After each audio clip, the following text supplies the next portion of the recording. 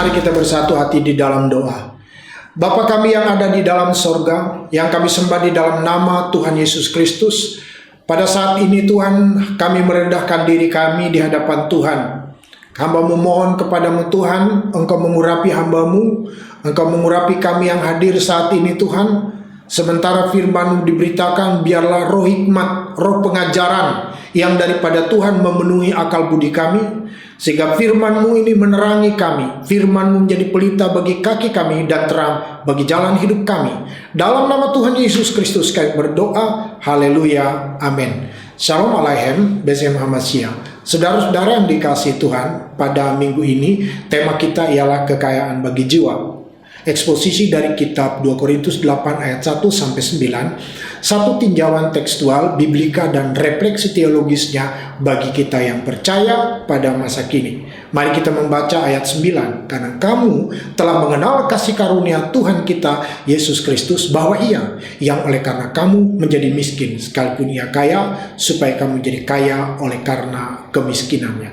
Supaya kamu menjadi kaya oleh karena kemiskinannya. Saudara, kekayaan bagi jiwa adalah sebuah kekayaan yang kekal, yang tidak dapat dirampas, yang tidak dapat diambil, yang tidak dapat dimakan oleh gengat dan karat. Kekayaan itu adalah kekayaan bagi jiwa. Mengapa demikian? Alkitab kita memberi alasan, karena kamu telah mengenal kasih karunia. Oleh karena kita telah mengenal bahwa kasih karunia Allah itulah yang menyelamatkan jiwa kita, maka jiwa kita semakin diperkaya oleh karena kebenaran-kebenaran Kristus. Saudara-saudara, konstruksi keseluruhan konteks 2 Korintus 8 ini ialah mengenal kasih karunia Tuhan kita Yesus Kristus dan bagaimana implementasinya itu di dalam kehidupan, pelayanan, dan kesaksian kita sebagai orang-orang yang percaya. Pada waktu minggu yang lalu, di bagian pertama, tema kita ialah kekayaan bagi jiwa. Penekanannya itu berpusat pada Allah menghendaki kita miskin di hadapannya. Menurut Matius 5 ayat 3, berbahagialah orang yang miskin di hadapan Allah, karena merekalah yang empunya kerajaan surga. Atau diberkatilah orang yang miskin. Dan kata tokos, kita menemukan bahwa kata tokos ialah orang-orang yang benar-benar bersandar, berharap, dan bergantung kepada Tuhan. Artinya orang yang rendah hati di hadapan Allah, yang setia taat, seperti Kristus lemah lembut dan rendah hati, maka kita akan menemukan ketenangan bagi jiwa kita. Pada minggu ini, tema kita masih kekayaan bagi jiwa, bagian kedua. Tetapi penekanannya itu dipusatkan kepada Kristus sendiri yang menjadi miskin, supaya kita menjadi kaya oleh karena kemiskinannya.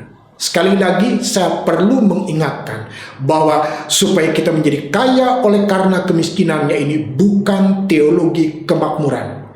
Saudara-saudara, jangan arahkan ke sana.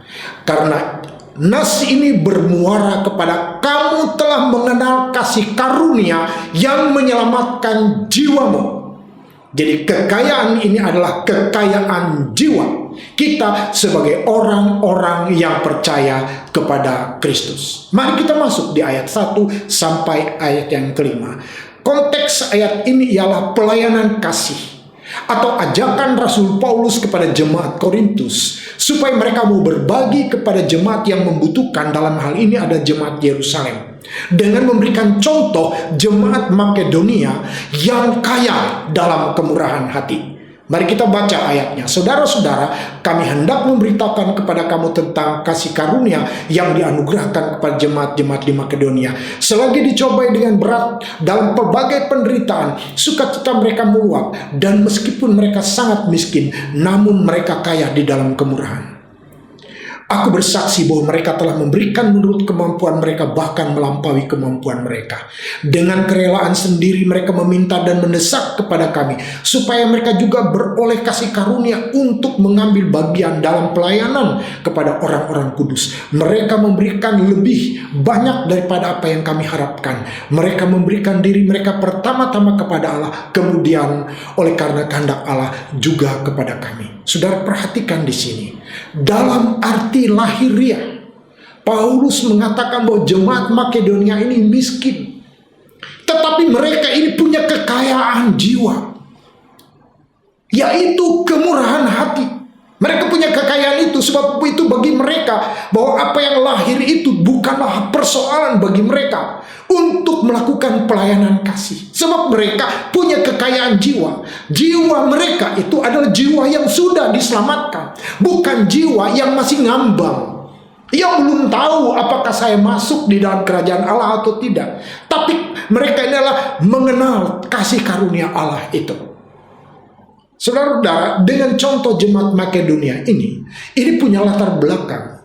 Kenapa Paulus memberikan contoh ini? Jemaat Makedonia ini lahir dari perjalanan misi Paulus yang kedua di tahun Masehi sekitar 49 sampai 52. Saudara bisa baca dalam Kisah Rasul 15 sampai Kisah Rasulnya yang ke-18. Melalui perjalanan misi, Paulus ini mendirikan jemaat ini. Dia punya kesan yang begitu mendalam sekali mengenai jemaat Makedonia ini. Itu tertuang di dalam surat-suratnya juga. Saudara bisa baca dalam 1 Tesalonika pasal 1 ayat 3, Filipi 4 ayatnya yang ke-1. Nah, juga saudara, dari hasil perjalanan misinya ini, Paulus bersaksi bahwa mereka begitu setia sekali membantu pelayanan kasih Rasul Paulus itu, sehingga Paulus selalu rindu untuk bertemu dengan mereka. Saudara bisa baca itu di dalam Kisah Rasul 20 ayat 1 dan 2 Korintus 1 ayat yang ke-16. Saudara-saudara, dalam kontekstualisasi inilah Rasul Paulus di ayat 1 sampai ayatnya yang kelima ini bersaksi bahwa jemaat Makedonia adalah jemaat yang kaya dalam kemurahan hati. Mereka mempunyai kekayaan jiwa, yaitu kemurahan hati. Mari kita masuk di ayat 6 sampai 8. Konteksnya adalah ajakan supaya jemaat Korintus itu juga mempunyai kekayaan jiwa, yaitu kemurahan hati seperti halnya jemaat Makedonia. Dan itu menjadi sebuah ujian bagi mereka. Kita baca ayat 8. Aku mengatakan hal itu bukan sebagai perintah, melainkan dengan menunjukkan orang-orang lain yang membantu. Dengan menunjukkan, Paulus menunjukkan jemaat Makedonia ini, aku mau menguji keikhlasan kasih kamu. Dan itu menjadi ujian. Apakah mereka juga punya hati yang sama seperti halnya mereka yang diselamatkan yang lainnya? Kita masuk di ayat 9. Konteksnya adalah alasan primer mengapa mereka harus diperkaya di dalam kekayaan-kekayaan jiwa, yaitu kemurahan hati dalam hal pelayanan kasih. Kita baca ayat 9. Karena kamu telah mengenal kasih karunia Tuhan kita Yesus Kristus, bahwa Ia yang oleh karena kamu menjadi miskin sekalipun Ia kaya, supaya kamu menjadi kaya oleh karena kemiskinannya. Saudara-saudara, bagaimana menjelaskan ini? Saudara-saudara, bagaimana menjelaskan hal ini secara paripurna dan komprehensif? Hanya ada satu caranya untuk dapat memahami ia menjadi miskin supaya kita menjadi kaya oleh karena kemiskinannya ini.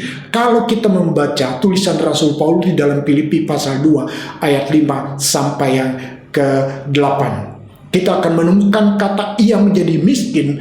Kata tokos itu adalah orang-orang yang benar-benar bersandar, berharap dan bergantung pada kemurahan Allah. Saudara-saudara, arti Kristus menjadi miskin itu ialah bagaimana ia merendahkan dirinya, taat sampai mati di kayu salib. Mari kita baca Filipi 2 ayat 5 sampai 8. Hendaklah kamu dalam hidupmu bersama menaruh pikiran dan perasaan yang terdapat juga dalam Kristus Yesus. Pertanyaannya bagi kita, pikiran dan perasaan yang bagaimana? Pikiran dan perasaan yang bagaimana? Apakah kita sepikir, apakah kita seperasaan dengan Kristus? Sebab Kristus yang kita kenal adalah Kristus yang menderita. Kristus yang rela menderita untuk kita. Mari kita lihat penjelasan di ayat yang ke-6. Bagaimana pikiran Kristus itu menurut Rasul Paulus, yang walaupun dalam rupa Allah tidak menganggap kesetaraan dengan Allah itu sebagai milik yang harus dipertahankan, melainkan telah mengosongkan dirinya sendiri, mengambil rupa seorang hamba, menjadi sama dengan manusia, dan dalam keadaan sebagai manusia ia telah merendahkan dirinya dan taat sampai mati, bahkan sampai mati di kayu salib. Dalam konstruksi inilah ia menjadi miskin, kata Alkitab. Dari kemuliaan ke dalam kehinaan. Dari dalam kemuliaan ia merendahkan dirinya. Ia mengambil rupa seorang hamba, menjadi sama dengan manusia kecuali dalam hal dosa. Bahkan dikatakan ia rela mati di kayu salib. Kristus rela nampak gagal, dihujat, dimaki, karena ia tahu apa yang menjadi tujuannya.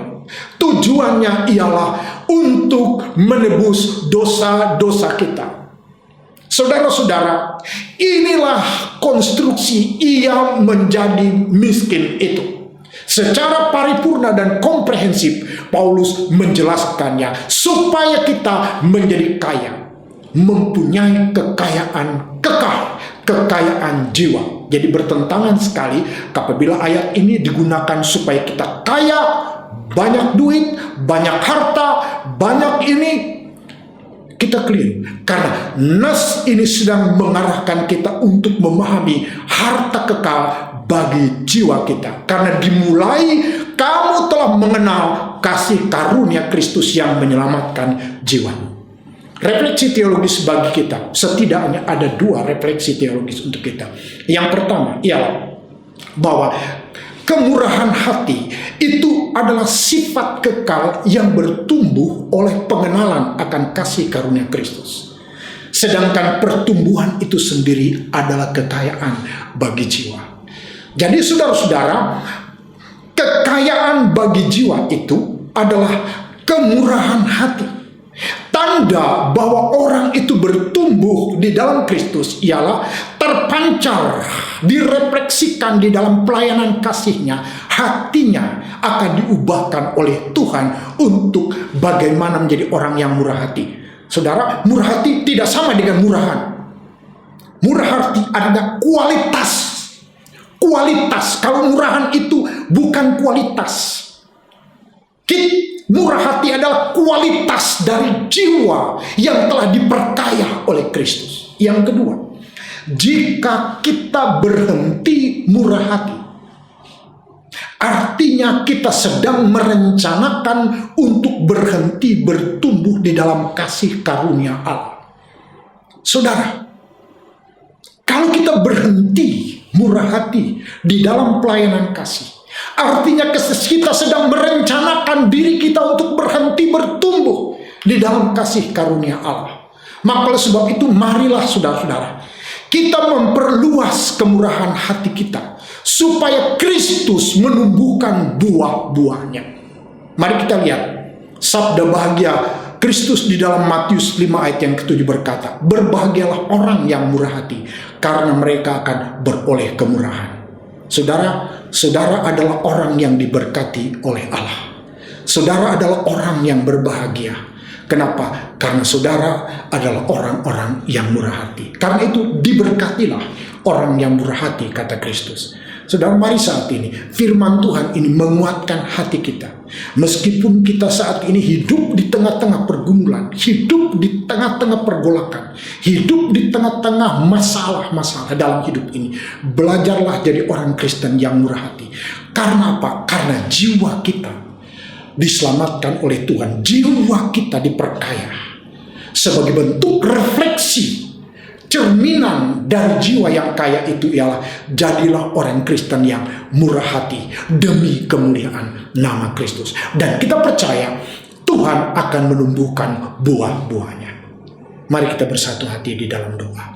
Bapa kami yang ada di dalam sorga, kuatkan hati kami supaya kami tetap setia, kuat di dalam kekuatan kuasa-Mu, dan biarlah Tuhan Engkau menumbuhkan buah-buah kebenaran hati kami. Dengan demikian nama-Mu dimuliakan. Kami percaya berkat itu datang dari Tuhan yang menyertai hidup kami.